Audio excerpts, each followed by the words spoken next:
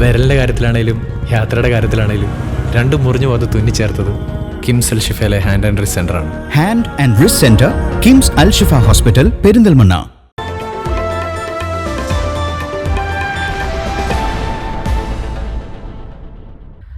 ചെറുകാടിൻ്റെ ആത്മകഥയായ ജീവിതപാത 50 നിറവിൽ 50-ാം വാർഷികം ചെറുകാടിൻ്റെ ആത്മകഥയെ ആസ്പദമാക്കി വിപുലമായ പരിപാടികളോടെ ആഘോഷിക്കും. പെരിന്തൽമണ്ണയിൽ ചെറുകാട് സ്മാരക ട്രസ്റ്റിൻ്റെ ആഭിമുഖ്യത്തിൽ സംഘാടക സമിതി രൂപീകരിച്ചു. 1974 ചെറുകാട് ഗോവിന്ദപിഷാരടിയുടെ ആത്മകഥയായ ജീവിതപാത രചിക്കപ്പെട്ടത്. വിപ്ലവ പ്രസ്ഥാനത്തിലേക്ക് എത്തിപ്പെട്ടതു മുതൽ എഴുത്തുകാരൻ, നോവലിസ്റ്റ്, നാടകകൃത്ത്, കമ്മ്യൂണിസ്റ്റ് ചിന്തകൻ, പുരോഗമന പ്രസ്ഥാനത്തിൻ്റെ പ്രവർത്തകൻ, അധ്യാപകൻ തുടങ്ങിയ വിവിധ മേഖലകളിൽ ചെറുകാട് വ്യാപരിച്ചു. പിഷാരടി സമുദായ അംഗവും അമ്പലവാസിയുമായ ചെറുകാട് ഗോവിന്ദപിഷാരടി കമ്മ്യൂണിസ്റ്റുകാരനായത് ചരിത്രപരമായ നിയോഗമായാണ് അദ്ദേഹം കണ്ടത്. പാർട്ടിക്ക് വേണ്ടി സാംസ്കാരിക പ്രവർത്തനങ്ങൾക്ക് മുന്നിട്ടിറങ്ങിയ മികച്ചൊരു കഥാകാരൻ കൂടിയാണ് ചെറുകാട്. അങ്ങനെയാണ് ആത്മകഥ രചിക്കപ്പെടുന്നത്. ഒരു കൂട്ടം മനുഷ്യരുടെ കഥ എന്ന് തൻ്റെ ആത്മകഥയെ ചെറുകാട് വിശേഷിപ്പിച്ചു. ഈ ആത്മകഥ കേരളത്തിലെ കമ്മ്യൂണിസ്റ്റ് പ്രസ്ഥാനത്തിൻ്റെ അക്കാലത്തെ ചരിത്രപരമായ പ്രവർത്തനങ്ങൾക്ക് ഊർജം പകർന്ന ഒന്നാണ്. ചെറുകാടിൻ്റെ ജീവിതപാത ആത്മകഥ കേരള സാഹിത്യ അക്കാദമി പുരസ്കാരവും കേന്ദ്ര സാഹിത്യ അക്കാദമി പുരസ്കാരവും നേടിയിട്ടുണ്ട്.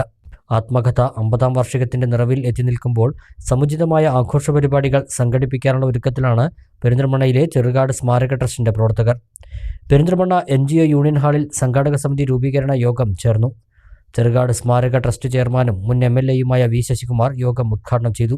ചെറുകാടിൻ്റെ ആത്മകഥയെ ആസ്പദമാക്കിയുള്ള ചർച്ചകളും വർത്തമാനകാല കേരളീയ സമൂഹത്തിലെ പ്രസക്തിയും പുരോഗമന പ്രസ്ഥാനങ്ങളുടെ ഇപ്പോഴത്തെ പ്രവർത്തനങ്ങളും എന്തൊക്കെയെന്നുമുള്ള സംവാദങ്ങളും സെമിനാറുകളും ഉൾക്കൊള്ളിച്ചുള്ള പരിപാടികളാണ് സംഘടിപ്പിക്കുക എന്ന് Cherukad trust chairman V. Sasikumar പറഞ്ഞു.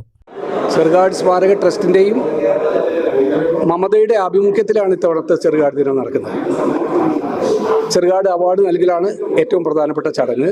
അതോടൊപ്പം ആത്മകഥ, ജീവിതപാത എന്ന് പറയുന്ന ആത്മകഥ കേരളത്തിലെ, ഒരുപക്ഷെ ഇന്ത്യയിലെ തന്നെ ഏറ്റവും ശ്രദ്ധേയമായ ജീവിതഗന്ധിയായ ഒരു ആത്മകഥയാണ്.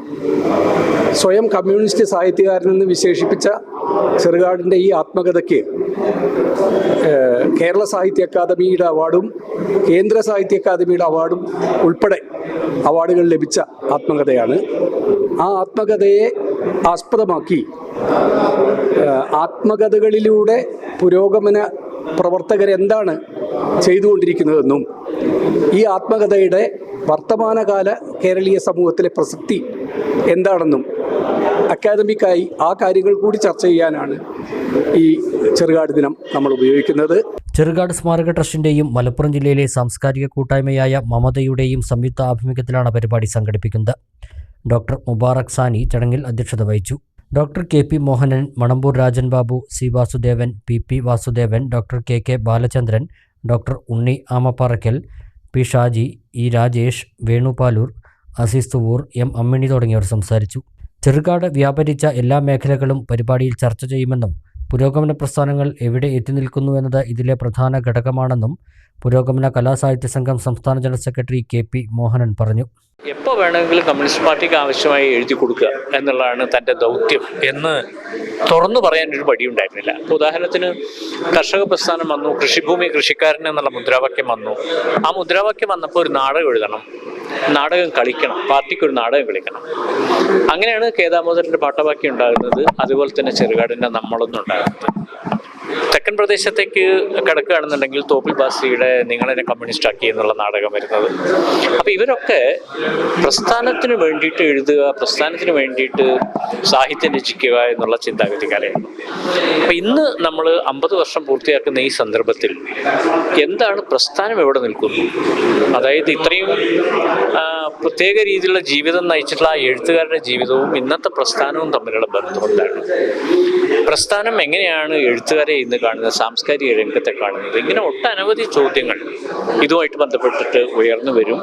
തീർച്ചയായിട്ടും ഞാൻ നേരത്തെ സൂചിപ്പിച്ചതുപോലെ ചെറുകാടിൻ്റെ ആത്മകഥ കേരളത്തിലെ കമ്മ്യൂണിസ്റ്റ് പാർട്ടിയുടെ ചരിത്രമാണ്, കേരളത്തിലെ അധ്യാപക പ്രസ്ഥാനത്തിൻ്റെ ചരിത്രമാണ്, കേരളത്തിലെ കർഷക പ്രസ്ഥാനത്തിൻ്റെ ചരിത്രമാണ്, കേരളത്തിലെ ലൈബ്രറി പ്രസ്ഥാനത്തിൻ്റെ ചരിത്രമാണ്. അങ്ങനെ ഒരുപാട് പ്രസ്ഥാനങ്ങൾ. എന്തുകൊണ്ടാണെന്ന് വെച്ചാൽ അന്ന് അധ്യാപകൻ എന്ന് പറഞ്ഞിട്ടുണ്ടെങ്കിൽ എല്ലാത്തിൻ്റെയും നടുവിൽ നിൽക്കുന്ന അയാളാണ് കേരളത്തിൽ കർഷക സംഘം ഉണ്ടാക്കിയത്, അയാളാണ് കേരളത്തിൽ ലൈബ്രറികൾ ഉണ്ടാക്കിയത്, അധ്യാപകനാണ്. അപ്പോൾ അധ്യാപക പ്രസ്ഥാനവുമായി ബന്ധപ്പെട്ട് നിൽക്കുന്ന ഒരാൾ ആത്മകഥ എന്നുള്ള നിലയ്ക്ക് എങ്ങനെ ചെറുകാടിൻ്റെ ജീവിതപാത ചർച്ച ചെയ്യപ്പെടും, കമ്മ്യൂണിസ്റ്റുകാരൻ്റെ ആത്മകഥ എന്നുള്ള നിലയ്ക്ക് എങ്ങനെ ചർച്ച ചെയ്യപ്പെടും, ഇതൊക്കെ വളരെ പ്രധാനപ്പെട്ട കാര്യങ്ങളാണ്. ഒക്ടോബർ 28-നാണ് പെരിന്തൽമണ്ണയിൽ ചെറുകാട് ദിന പരിപാടി സംഘടിപ്പിക്കുന്നത്. തുടർന്ന് മാർച്ച് വരെ ജില്ലയിലും സംസ്ഥാനത്തെ വിവിധ കേന്ദ്രങ്ങളിലും പരിപാടികൾ സംഘടിപ്പിക്കും.